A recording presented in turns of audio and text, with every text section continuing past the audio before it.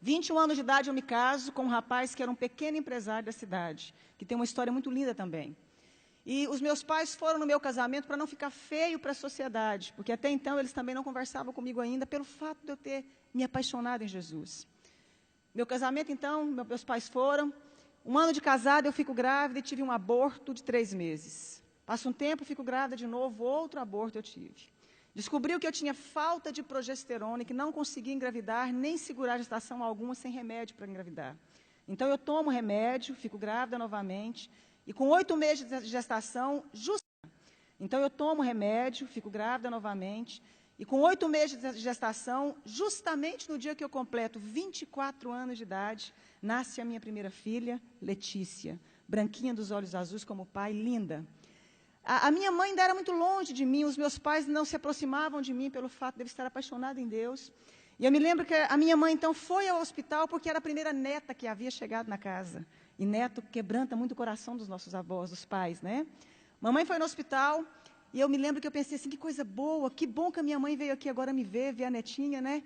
E eu lembro que quando a minha mãe chegou, passados uns 10 minutos, pediram a enfermeira me pediu a neném para dar banho na neném e me devolver para me ter alta. A minha mãe, então, sai do quarto, chama a minha mãe, entrega a neném, passa um pouquinho, a minha mãe sai do quarto, chamaram também meu marido, e eu fiquei sozinha. E eu ainda falei assim para Deus, que bom que nada teve que acontecer, porque a minha mãe agora voltou a falar comigo. E ela simplesmente se negava a falar comigo. Eu me lembro que naquele momento, então, entra no meu quarto a chefe da pediatria do Hospital da Mulher em Goiânia. Aquela chefe da pediatria começou a acalentar as minhas mãos como ia me dar alguma notícia. Ela disse, mãezinha, acabou de acontecer uma fatalidade. A sua filha acabou de cair do braço da enfermeira e veio a óbito. Minha primeira filha caiu do braço da enfermeira e veio a óbito. É muito fácil você levar um bebê para casa, mas você levar um caixão é muito difícil, minha querida. Mas eu queria fazer um parêntese aqui e dizer o seguinte, lembra que a minha mãe me falava que eu ia perder um filho como ela havia me perdido para Deus? E eu fazia uma oração que Deus fizesse o que fosse preciso para encontrar o coração da minha família e se revelar a eles. A minha mãe não falava comigo, isso me doía muito. Quando então eu recebo a notícia, minha mãe já havia recebido a notícia na porta do hospital. A minha mãe sobe as escadarias do hospital, entra no quarto e começa a gritar, filha, me perdoa. Filha, eu queria que você tivesse perdido um filho para as drogas, para o mundo lá fora, mas não nessa fatalidade. A minha mãe começa a abraçar as minhas pernas, beijar as minhas pernas. Mas foi a primeira vez que eu vi a minha mãe dizer que me amava. Foi a primeira vez que ela me deu colo.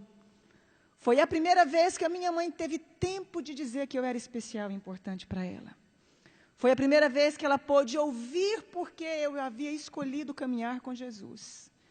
E houve, então, ali um momento de restauração, de perdão entre eu e minha mãe. Os meus pais voltaram a falar comigo. Eu mandei fazer um exame do corpo da minha filha, porque eu já tinha tido alguns abortos. 30 dias depois, chegou o laudo do exame. Eu descobri que a minha filha havia nascido sem cálcio e sem glicose. A Letícia jamais iria andar e teria convulsões simultâneas. E a minha médica fala para mim, adota um filho, porque você não pode mais ser mãe. Mesmo com os remédios, sua filha veio com problema. E eu disse que eu acreditava num Deus capaz de mudar a nossa vida, a nossa história, a nossa sorte. Um ano depois, eu dei à luz a uma criança linda, perfeita e sadia, chamada Angélica. Faz 11 anos, mês que vem. 3 anos depois, dei à luz a Annelise, tem 8 anos hoje. Mais 3 anos, dei à luz ao Cirino Júnior. Todos perfeitos e sadios. Se eu acabasse aqui a minha história, você já poderia dizer que esse Deus é maravilhoso. Eu fui impedida de fazer faculdade porque eu apaixonei em Jesus. Eu lembro que eu escutava uma frase muito comum, que eu ia casar com um pé rapado e com Zé Ninguém. Com um homem sem futuro, porque não existiam pessoas prósperas no meio que eu convivia. Me casei com meu esposo, ele era um pequeno empresário de fato. Veio o plano real naquela época, os meus pais perderam tudo. A minha irmã, que doutorou na Itália, foi trabalhar, não deu conta de exercer a profissão dela. Os meus irmãos todos ficaram desestruturados junto com os meus pais. E Deus levanta o meu marido com grande prosperidade. Deus começou a honrar um rapaz que até hoje tem a 4ª série colegial. E é considerado o maior empresário no ramo de carro no estado de Goiás. Deus começou a honrar o meu esposo de uma forma sobrenatural. Eu que não tive como me formar, fazer o meu curso superior, comecei então a pedir a Deus que me ensinasse a mexer com o nosso ramo de atividade. Então comecei a trabalhar com carro com meu marido. Hoje nós temos um grupo de 4 empresas de carro, temos uma fábrica que eu desenho, sonho com os modelos das roupas, acordo e desenho, fabrico, tem uma grife com meu nome. Né? E como se não bastasse, comecei a fazer programa de televisão falando de Deus, falando de como sai de crise, falando de como superamos os momentos difíceis da vida. E aí, autodidata ainda, Deus achou que não estava bom, me fez virar escritora. Tenho 35 livros escritos, 7 deles editados, né? E sou presidente também de uma ONG chamada Mulheres que Fazem a Diferença. Eu pude entender algo na minha vida, que quando a gente acha que a gente não é ninguém, e que não tem como mais resolver a nossa história, existe um Deus capaz de fazer um milagre na sua vida. Existe um Deus capaz de mudar toda a sua história. Para terminar, os meus pais, quando perderam tudo, vieram trabalhar para nós. Meu pai trabalhou como meu motorista há muito tempo, agora eu dei um caminhão para ele trabalhar na cidade do interior, cuidando de frete. A minha mãe é a chefe da minha fábrica. Os meus irmãos um tempo trabalharam conosco. Todos eles vieram trabalhar conosco.